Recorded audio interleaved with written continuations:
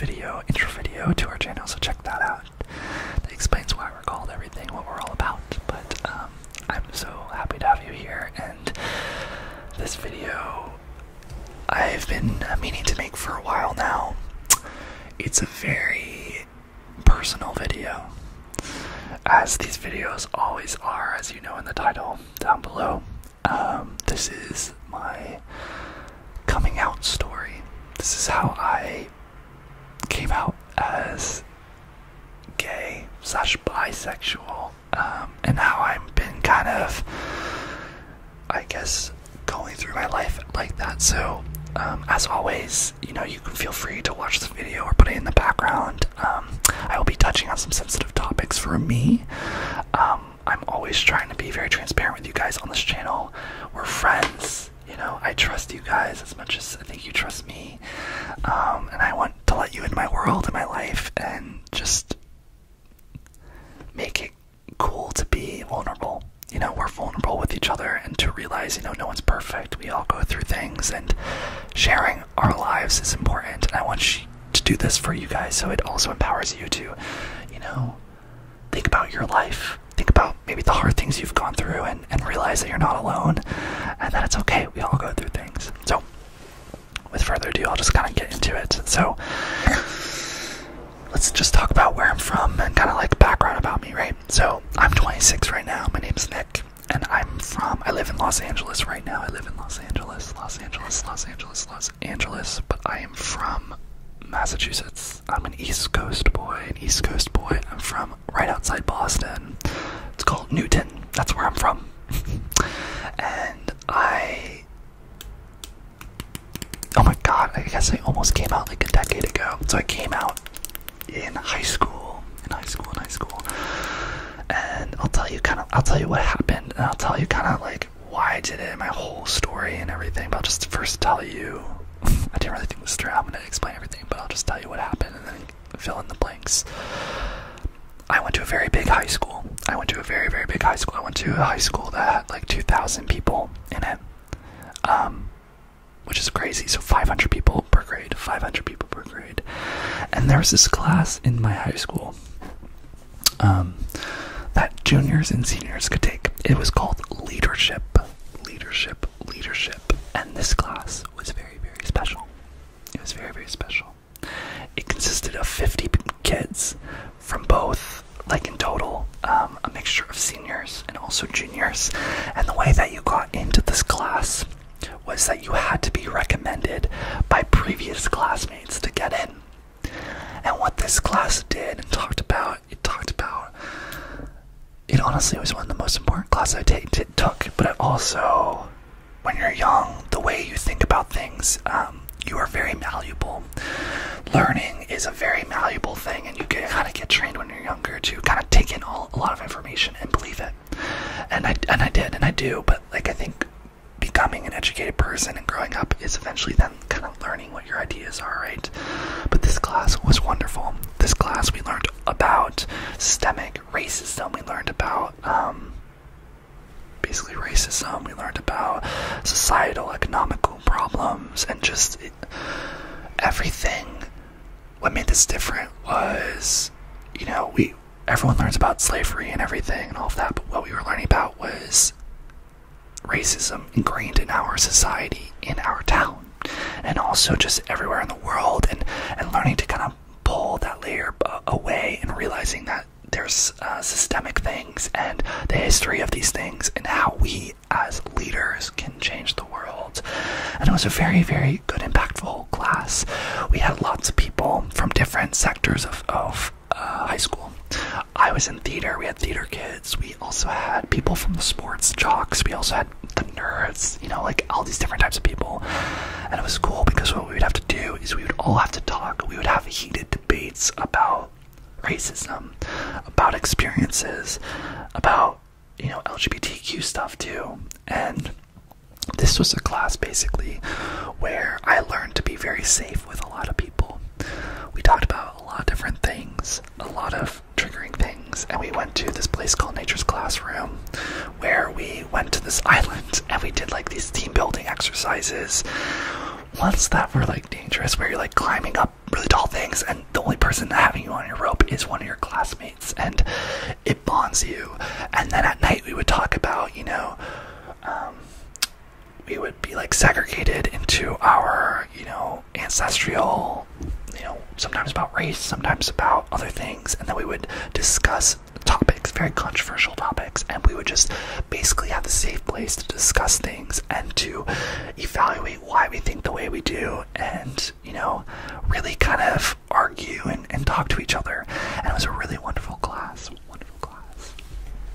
So how does this relate to my coming out? Well, good question. So at the beginning of every class, I think this class met twice a week, there are 50 kids.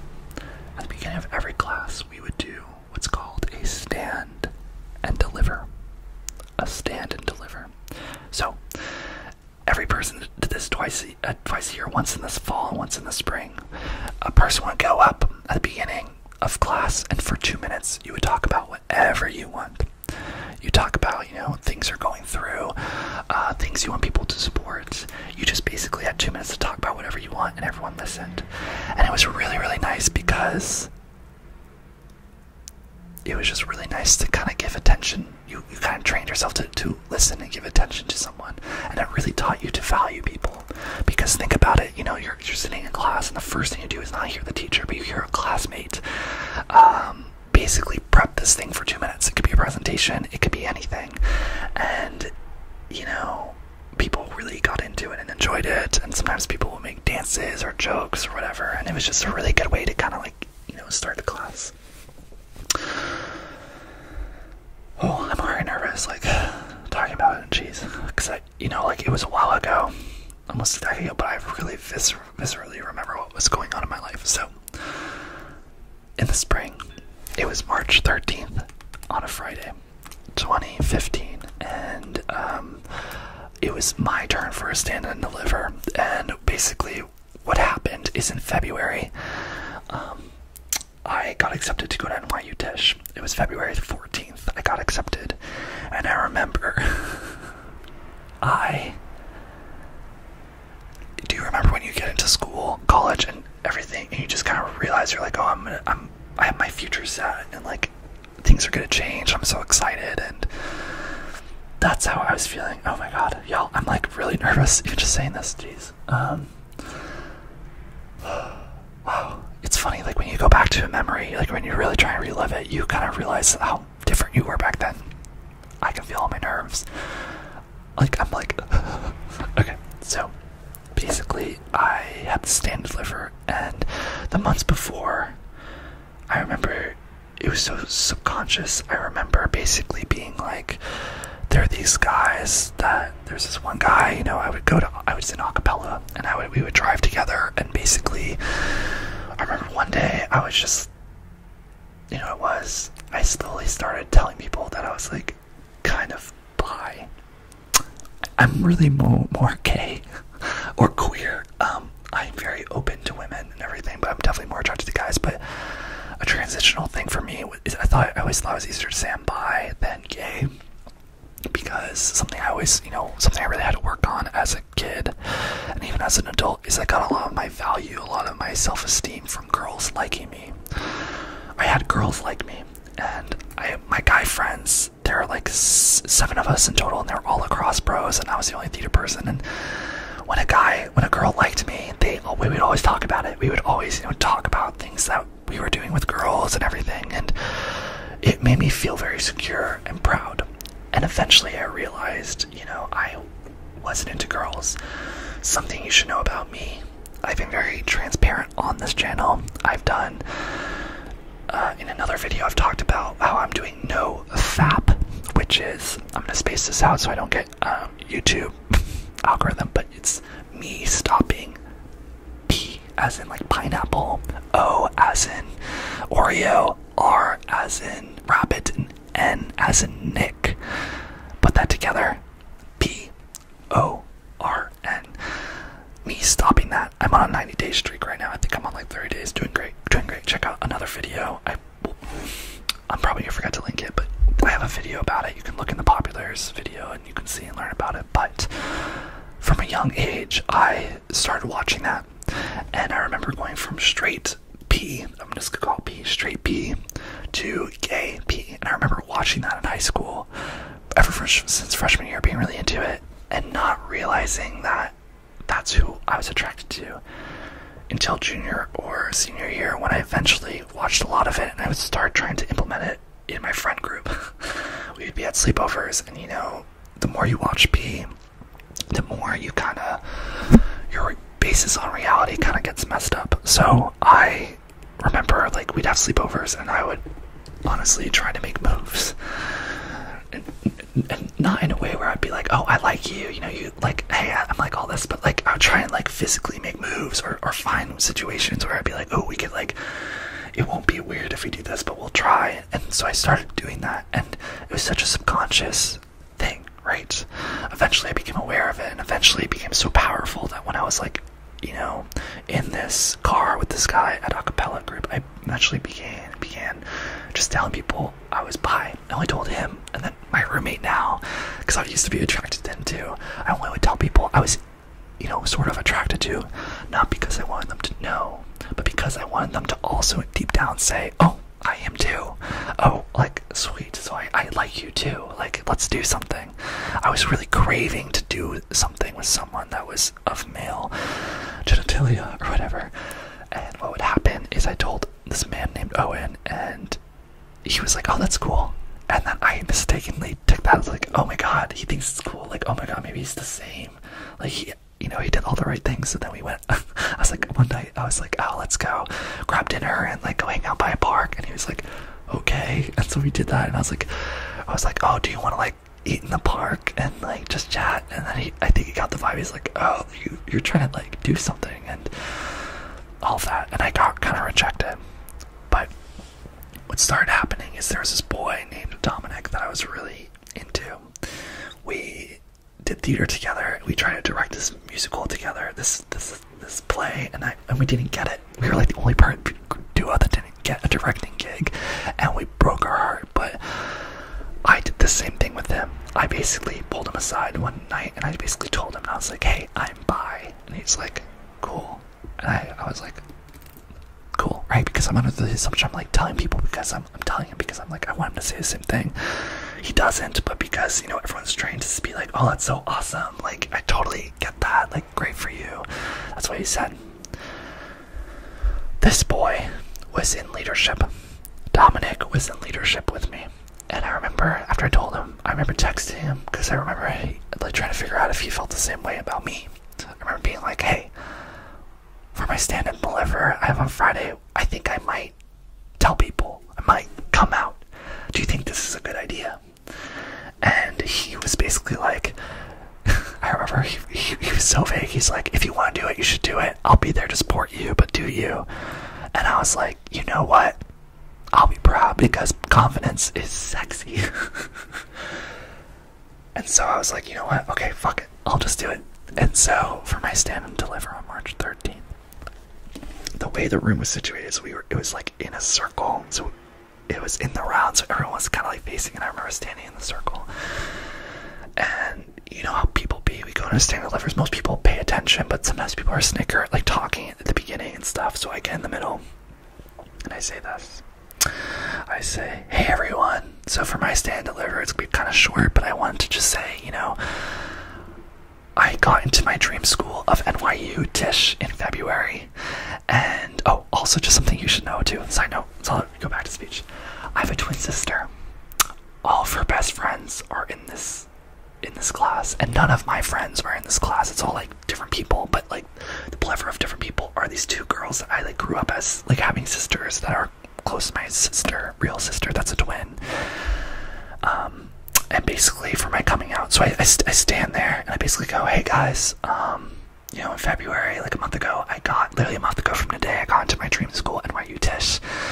And, you know, I promised myself that when I got into that school, that I would be completely honest with myself and everyone around me. And so today I wanted to tell you guys that I am bisexual. And then I pause, and I'm standing there, and everyone's just quiet. And I this is what I planned to say. I was basically going to be like, hey, I just want to let you know that I am bisexual. And then I was going to say, just so you know, like, you might not have guessed that about me. So, you know, we're all going through things. So this is a reminder to you guys to just, you know, be careful what you say around people, because sometimes people aren't going to be blatant about who they're attracted to and not. So don't say the F word and all that stuff, or gay. Be very, you know, aware.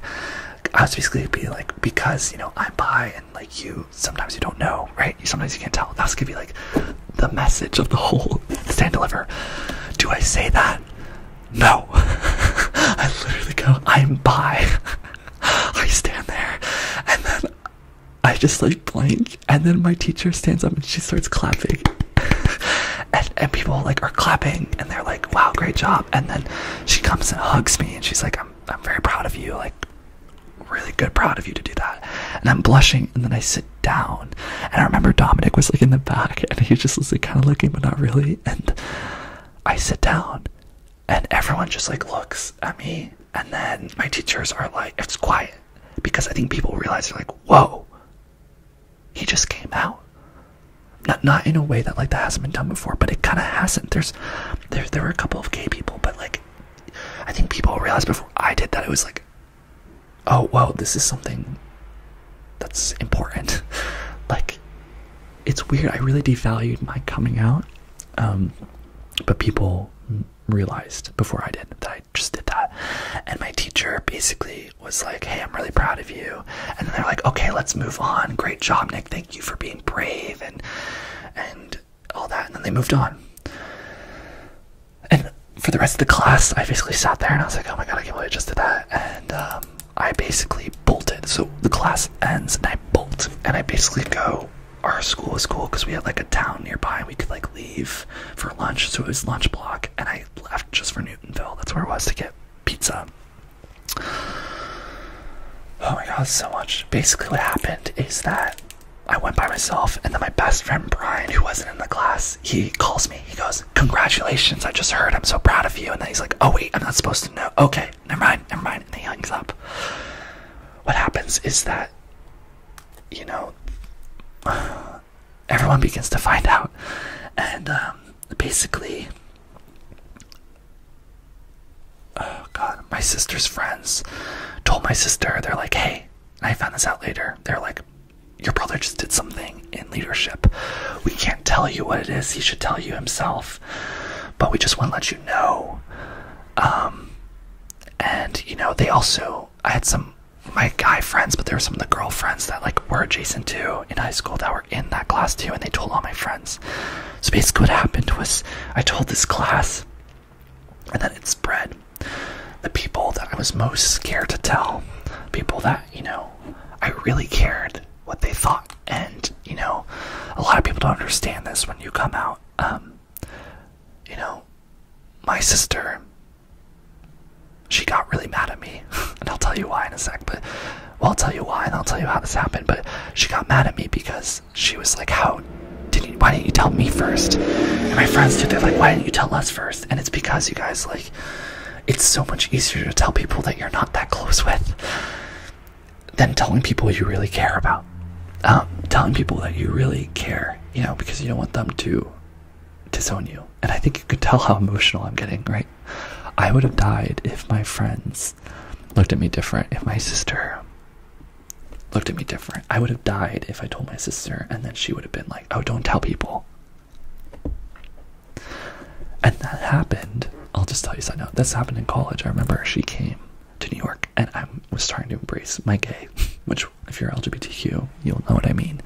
There's a time where you're like, hey, you're in denial, and then you begin to embrace it, because that's what we should always do in life, right? Embrace things. But I remember I was gaining the courage to be like, hey, you know, your friends are in town, let's go to a gay club, let's go dance. I want you to see me be in a gay environment, to embrace that. I remember her being like, I absolutely don't want to do that. And I remember getting really emotional and being like, why? And all this stuff. And she's like, I just don't want to do that. I don't want to see my brother around people that, you know, you're like attracted to. And I took it as, you know, she doesn't want to be around gay people and all that stuff. But it broke my heart, right? Because you take one step forward, you're like trying to be vulnerable, allow people into your world, only for them to say no, right? And it's hard.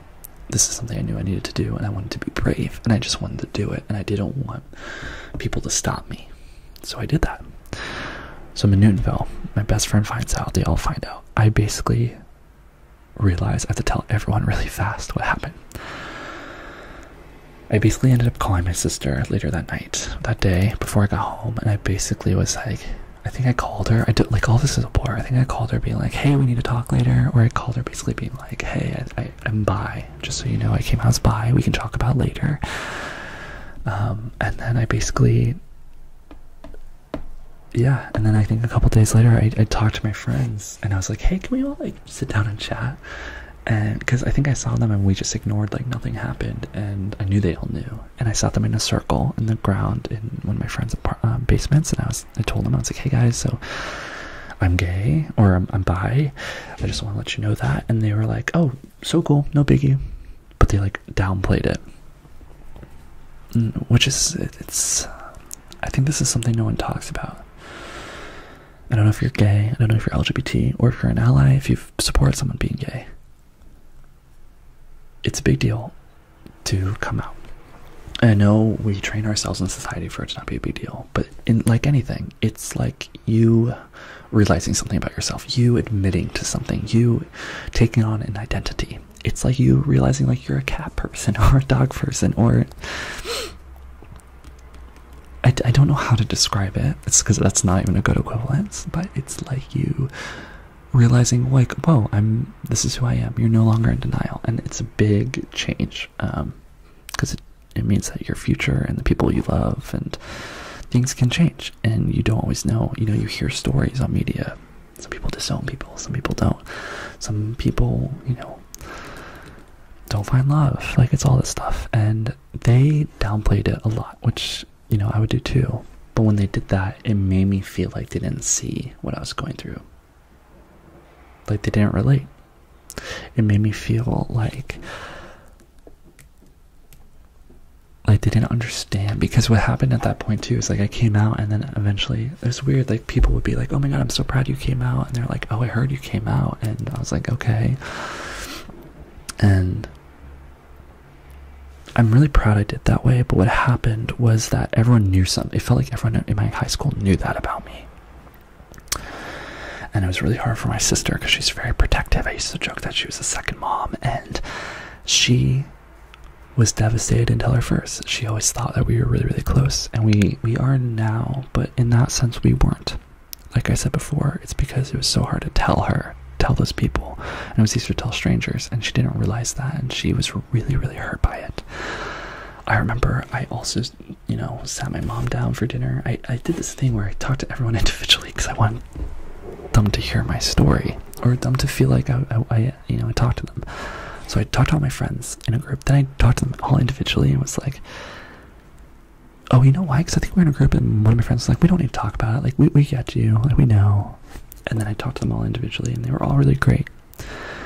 I did that with my parents, I did it with my mom, and I sat her down, and I remember being like, she's like, bi people like don't exist, you know, you're either probably gay or straight, and you're maybe in denial. And I remember that rubbed me the wrong way, and she's like a really sweet woman, and like she didn't mean it maliciously, but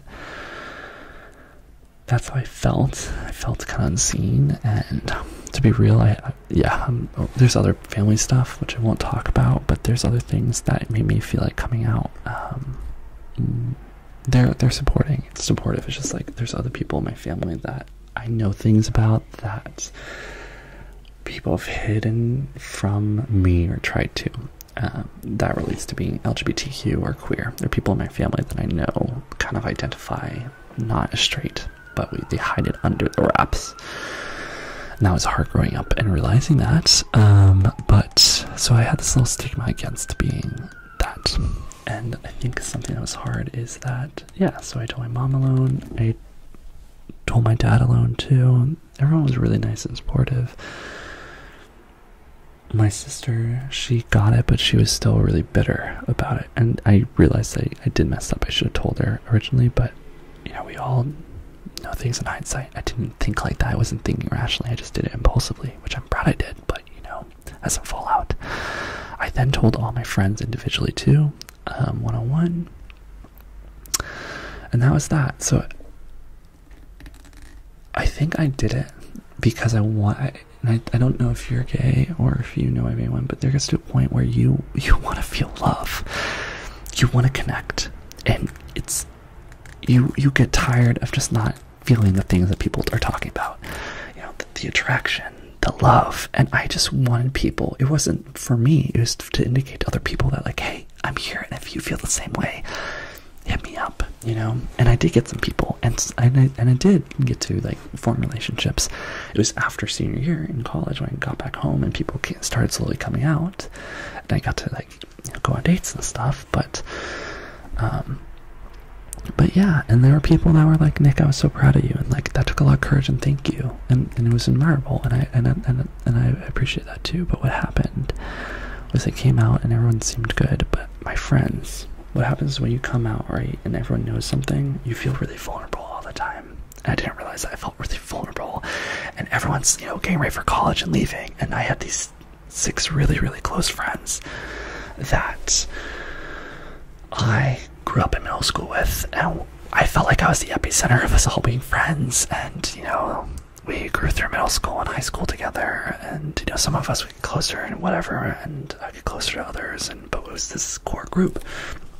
And I always believed that, because to that point we've changed so much together, we'd always hung out, I always believed that we would be friends forever. And I know that sounds naive, but that's really what I wanted in life. I wanted us to all be friends forever, for us to grow up, have kids, you know, go on vacation and hang out. And that didn't happen. It didn't happen. And it was my first real heartbreak in my life. What happened was, it came out, they all seemed normal and cool and fine with it, but what eventually started happening, and I think this is why I came out, and you know how I was going to say, like, be careful what you say around. I had a friend in the group who kept using the F word. So in high school, if you didn't know anything about me, that's the most time I did the most drinking and like smoking. We would do beer pong every weekend. I don't know how, but we just partied all the time. And I was such a heavyweight that I could drink like 12 beers, you guys, and I never blacked out or anything. Cool, I know, right? But I had this friend, when he would get drunk, we would play beer pong, and he'd be like, stop being the F word. Don't be an F word, not to me, but to everyone else. And I remember being like, you know, and some of my friends that I'm still, you know, I'm close to maybe 2 of them now out of the 7, but they'd be like, hey, like, this person, we'll just call him Chris, the one that would, and that sounds a real name, but Chris,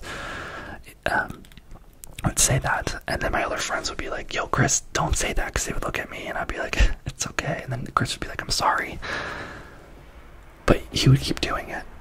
And I remember, you know, when you're drinking, and I feel very vulnerable, right? I feel like everyone knows this about me now, and I'm kind of like, did I do the right thing? Like, I don't know, by coming out and stuff. And remember, I feel like I'm losing my coolness. Girls aren't into me anymore, or like, I would still flirt with girls, but I'd be like, oh, now they know I'm into guys, like, do they still find me attractive? And it's like, because at this point too, I was like, I think I still like girls. I used to physically get attracted to girls in middle school, even though I would be hooking up with a girl, like making out, and they would just be feeling me up. I would just be thinking about more Modern Warfare 2, just going home and playing video games. Maybe that's an indicator too, but I think I was into her. I don't know, but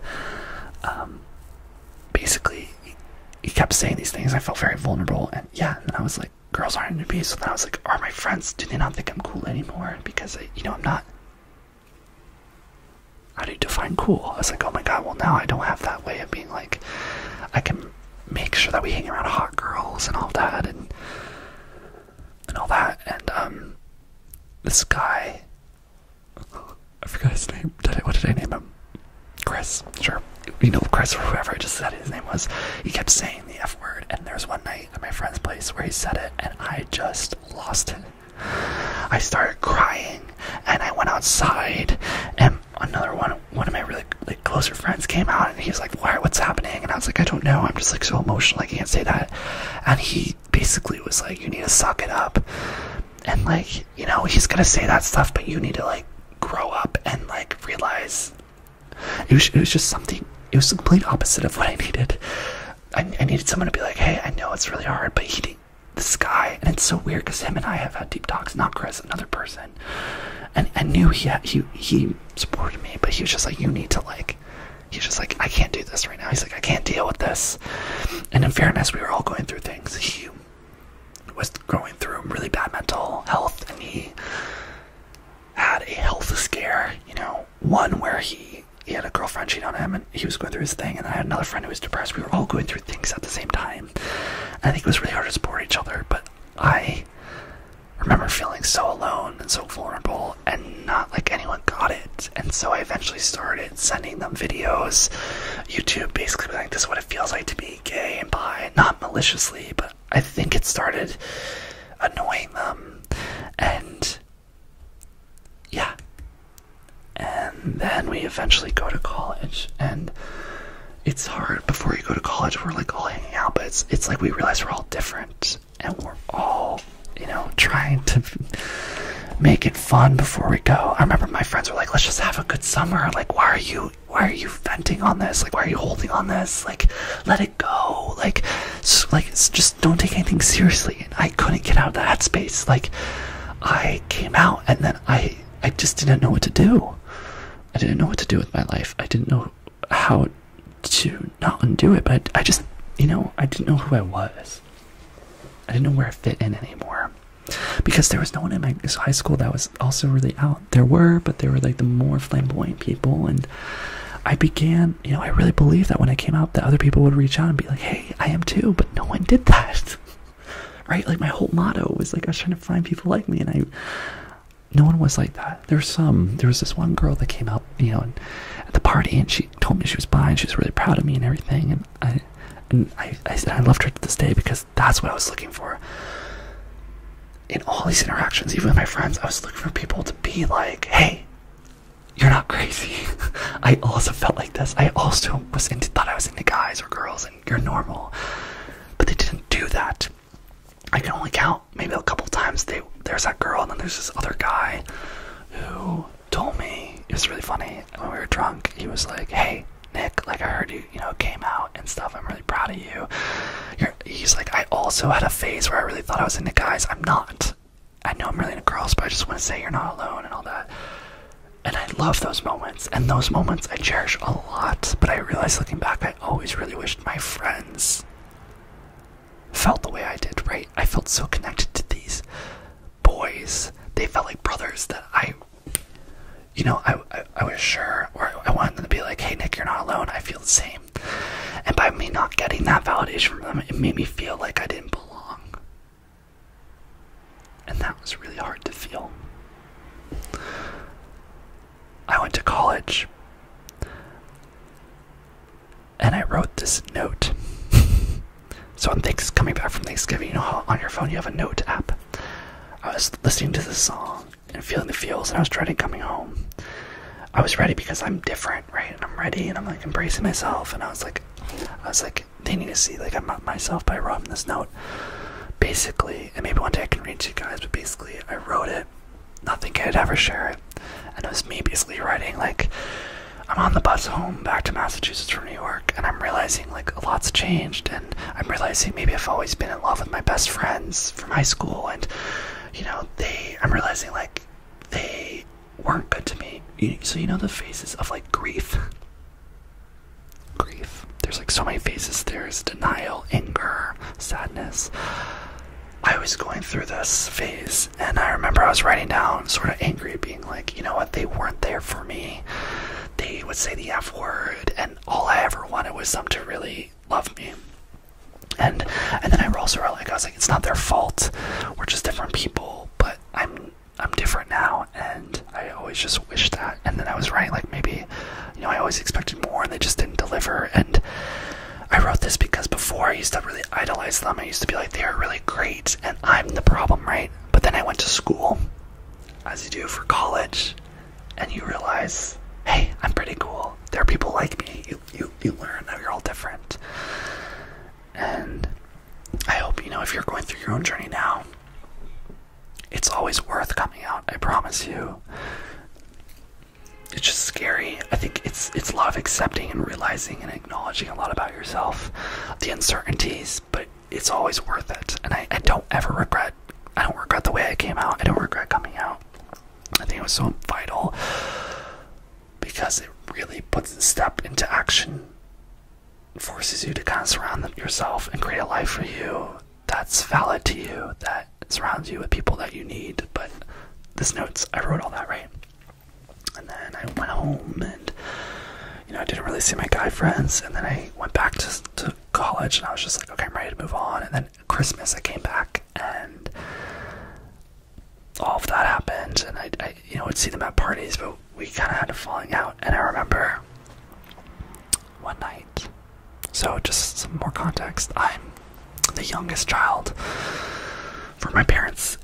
So when I left for college, my mom and them became empty nesters. So one night I remember I came downstairs and I was crying. I was like home, you know, for holidays, and my sister would go out and she'd be like, Nick, you want to come out? But I was never invited to parties, or I just didn't hang out with my old friends anymore. And I knew they were going out. And, you know, the worst thing is I would go with my sister and her friends, and they were all really nice and stuff. But then I would see my old friends at the party, and I'd realize, yo, they didn't invite me, and they're hanging out without me, and that hurt. Because I still loved them. You know, like, there's so many different layers of love. Like, you can conceptualize, you know, you're like, I need to be separated from them. But you still love them a lot. I remember one night I came downstairs, and I was crying. And then something weird happened. My mother came down and she cried with me. It was 2 a.m. I was crying and she was in my room and she joined me and we both cried. And I've never, to this day, experienced anything like that. She's usually the backbone and very much like, you're gonna be okay and everything. But I cried because I was like, so much has changed, Mom. The people that I love, I'm no longer like hanging out with them. I don't know who I am, and it's hard coming back to this place where I feel like I don't belong and all that. And it just reminds me that I'm not with friends, you know, what happened. And she started crying because she's like, I feel the same.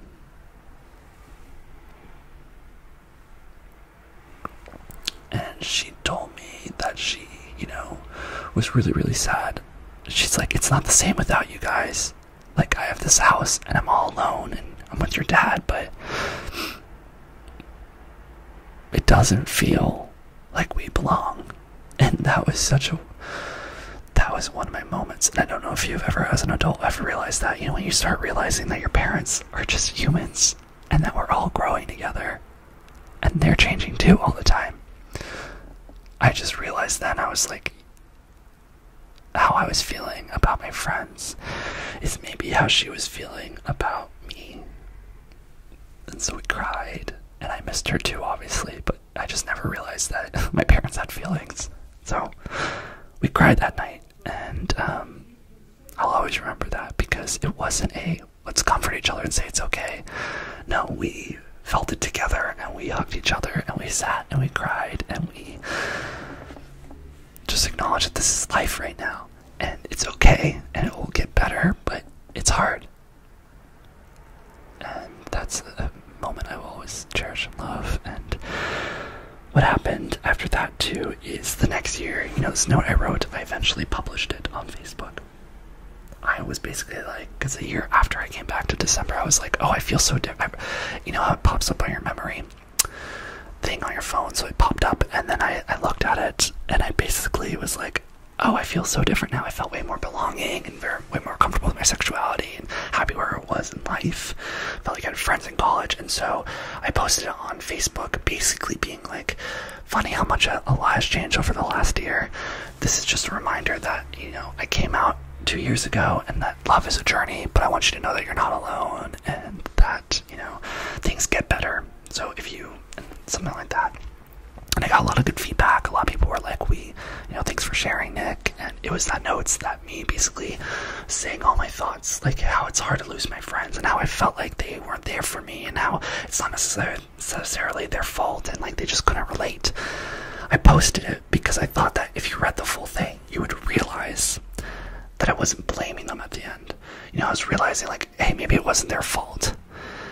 What happened is that I realized a lot of those friends read that and they came under this idea that I basically shat on them. I basically was like, my friends were terrible to me and they didn't do, all that. And I do say they, it's like they would say the F word and they don't understand. I said that, but if you really read it, you would know that, hopefully you would know that it was coming from a place of, that I still love these people and that, they didn't know what to do. That's how I thought it read across, but it didn't. And so I would go to a party and I would see these friends again, but then, the girls would be like, yeah, we heard that you, like, we saw that what you wrote, and like the guy friends really treated you wrong. And like, one of my guy friends that I was still kind of close with, sort of, there's like one of them in the group that I, really felt connected to. He said, yeah, they all read it and like they were all talking about it last night and maybe you shouldn't have done that. And then I said, well, if it's a problem, they'll come up and talk to me about it. Not knowing that, our friendship was so delicate that we were no longer close enough that they wouldn't come up to talk to me about it. If you're really close friends with someone, you have that faith that they'll come up and talk to you if they have a problem. But if you're not as close, they're not going to do that. And that was an indicator to me. I was like, okay, they're willing to let this relationship go. And it had been falling apart. But that's when I really realized that these friends of mine, they were okay letting me go. And that was really hard.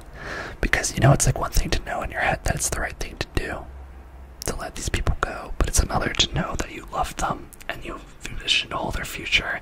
And between you and me, I think I didn't realize, but I think I had a lot of love in a way that wasn't just platonic.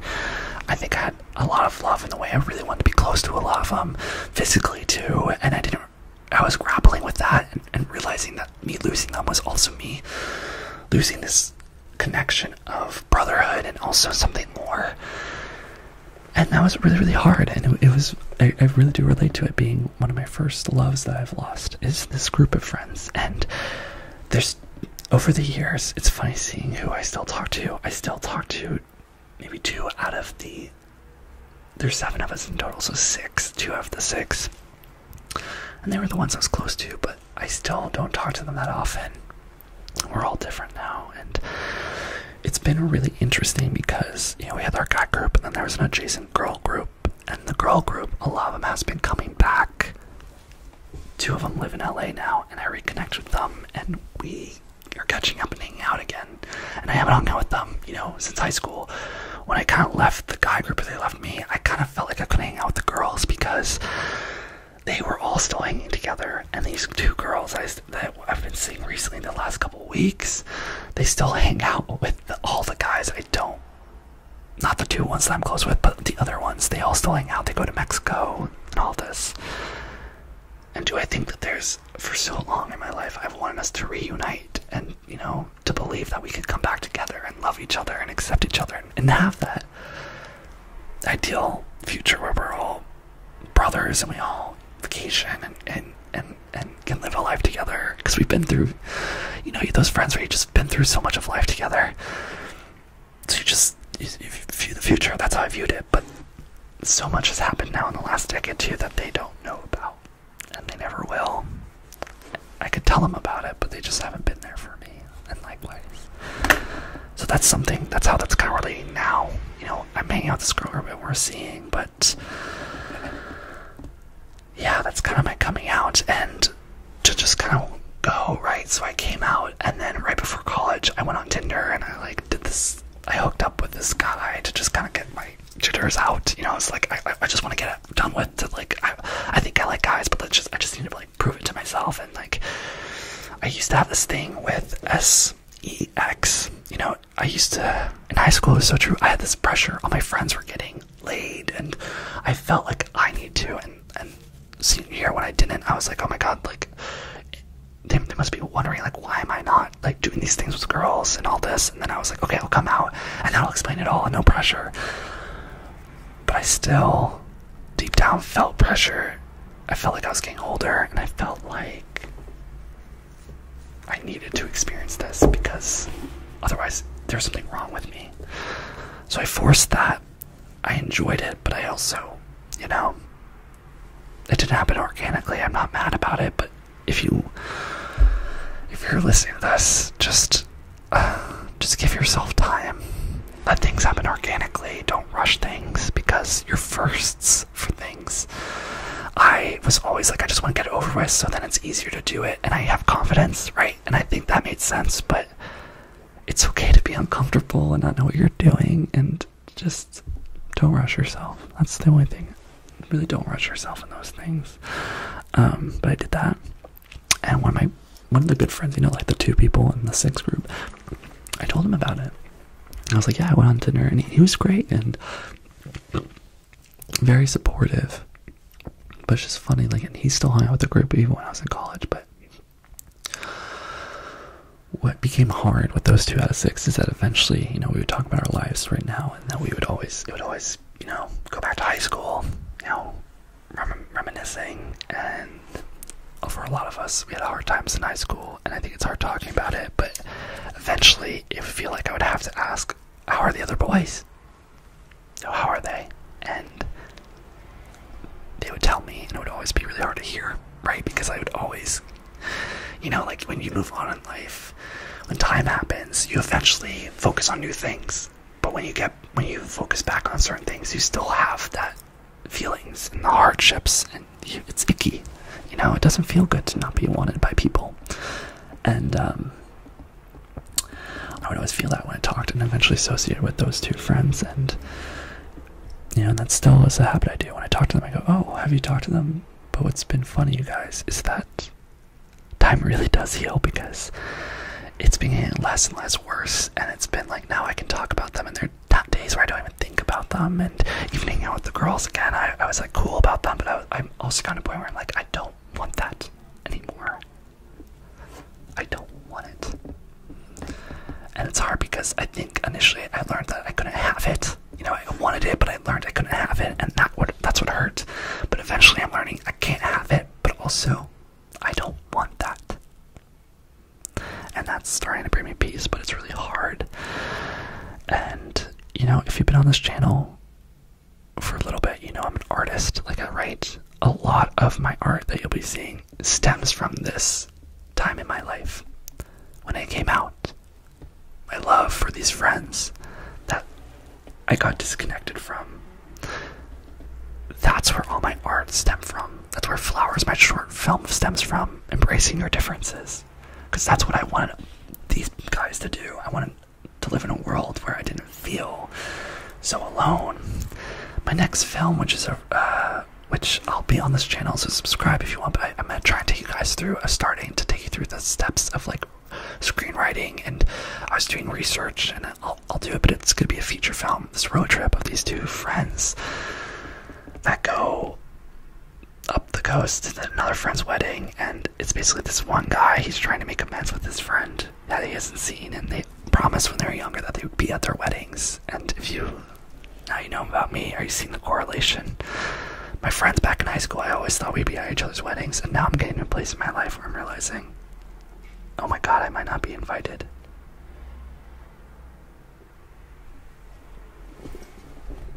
Yeah, and that's a hard pill to swallow. And I think that, like, let me know if I'm wrong, but I think that's a universal feeling. You know, these people that you used to be so close with, seeing them grow up is hard. And it's even harder to feel like you're not a part of their life. And, like, in a dream, this is what the whole thing is like. In one dream, I'm like, oh, it would be so cool, you know, what if I just went to the wedding? What if I just, like, they want me there, but they think, you know, that I don't like them. Like, they think I don't like them. So, like, what if I make amends and we can be reunited? And deep down I know in reality we're just not meant to be together, and that they don't want to be with me too, right? It's not just me. So that's what that's going to be focusing on. It's this want to reconnect, this want for connection and for love. And yes, things have been messed up, but we can fix it, you know? And realizing, like, some things you have to let go. And then it's paralleled with this other guy who doesn't even want to go to the wedding. He's the best man because he doesn't want to go, because he doesn't want to see his best friend lose his best friend to this girl. When you grow up, you eventually let go of the people you love, and it's a natural process for couples to get closer than friends and you to lose friends, and that's the other thing. So let me know if you think that's relatable at all in the comments. It would mean a lot. I will also probably in this channel ask you guys about your own stories in regards to growing up, what challenges you faced, any memories you have as a kid that you love, because I will be starting to brainstorm some things for my feature film, and I want to tap into you guys and your experiences, whatever you're willing to share. You can also DM me on Instagram. I have it down below, or email me if you want to just share your experience. But I'll be tapping into you guys because I want this next piece to not just be my own experience, but for it to be a collective. How to let go of your childhood, embrace adulthood, and when you let the people you love go, or that you want to love go, who's really there for you? What do you learn? And I think it's going to end where you just realize the people I have around me right now are the people I'm supposed to be with, not the people I thought I was supposed to be around, But yeah, so that happened. And then in New York, I went to New York City. I started, like I was saying, I was trying to build confidence, so I was starting to hook up with people. It was fun, and I kind of continued that on to LA, and then now this is why I'm in my process now in life where I'm doing the no-fap, and I don't want to hook up because I want genuine connections, and I'm realizing intimacy is something I really crave more than physical connection. But yeah, this has been a process, as probably with you too. Finding what you're attracted to is a process, or something else in your life. There's just things that we learn about ourselves that aren't the most ideal, but it's our right, and it's our priority to really allow ourselves to embrace these things. If there's something about you that you're like, oh, I wish I wasn't like this, or there's something like, oh, this makes my life difficult, why do I like this, let me just not. Don't do that. You need to be your best friend, and you need to allow yourself to live a life that can fulfill you. And that's what accepting is, right? It's like me accepting, hey, I'm into guys. Like, okay, how can I live a life that allows me to live that? Is it gonna be easy? No. Is it what I really want? No. Do I want to have kids and get married and have that picture perfect life? Yeah. But I need to be honest. And being honest means I don't want that. I think I want that, but my body, my mind is attracted to something else, and I need to allow myself to find a way to create a life where that can exist, because that's me. It's not what I want me to be, it's who I am. I need to embrace that, who I am. So if there's anything in your life that you're feeling not proud of, or you're feeling as a struggle, this is what I mean by treat yourself like your best friend. If your friend was like, hey, I'm having a lot of mental issues, or hey, I'm queer, but it's really hard for me, what would you say to them? What I would say to you is, if you told me, I'd be like, okay, well, what's mental problems, what are some stuff you're going through? Okay, how can we create a life, or create a lifestyle that can help support you, that can build you up, that can make you feel good? Is it eating better? Is it working out? Is it surrounding yourself with better people? Is it going to a psychiatrist? Is it getting all those things? We're not going to deny it. We're not going to be like, oh, we're not going to do the system thing where it's like, I don't want therapy because people that do therapy, blah blah blah, or whatever you believe. No, that goes out the door. The one thing you need to do in your life is you need to create a life that can help support you and make you feel like you can live yourself, you can be fully livable. That's your one goal, that's your one job in this world, is to allow yourself to live a life that is authentically you and give yourself the support you need. Screw what everyone else is doing. Find out what you like, what you need, and allow yourself to live a life that can help support those things. So for me, I'm queer, I'm gay, I'm gonna allow myself to go on dates, I'm gonna allow myself to join the community, I'm gonna allow myself to, talk openly about it, I'm gonna allow myself to hold hands, I'm gonna allow myself to write about it, I'm gonna allow myself to find love, I'm gonna allow myself to stop figuring out if people are judging me about it or not. I'm gonna feel proud. I think that's our main job in this world, and it's funny because, I used to think, and I still kind of do, to be honest, I'm like, I can choose to be straight. Maybe I'm doing the no-fap because I'm realizing, maybe it's all the PORN, it's the P. That's like, I watched it so young, that's why I'm attracted to it. I thought that actually is a reason I was doing this, but I can tell you now, I'm still attracted to guys, and it's just, at a certain point, you need to allow yourself to accept yourself. And you need to allow yourself to just allow yourself to live the life you need to live. And don't judge it. Be your best friend, right? And great things are going to happen. And it's scary, living a life or trying to live a life that you're like, I never pictured this for myself. But that's where the beauty comes in, right? We don't want life to be so predictable. So I guess the only thing is, my one job to you and for me in this life is to just find out what we need, find out what we want, find out who we are, even if we don't like those parts of ourselves, and allow us to live a life that supports those things actively. Because you need to be your best friend. I'm one of your good friends, and that's why I love you on this channel. I want to support you. That's why this channel exists. But our goal eventually is that you can do it for yourself too, wherever you go. So, yeah, that's my story. I'm very emotional right now because I just realized how much I went through, and I'm very proud of myself, and I'm proud of you. Whatever you've been through, I'm really proud of you, because I think it's really easy to keep going one step at a time, but if you really think about what you've been through, I'm just so proud, and you should too. So, give me some love in the comments. If you could leave a rainbow, I would absolutely love it. It means to me that you made it this far, and I really cherish you a lot. And also, yeah, just because I'm emotional, I'm very, like I said, I'm very proud, and I'm a huge supporter of doing, you gotta be authentically yourself, right?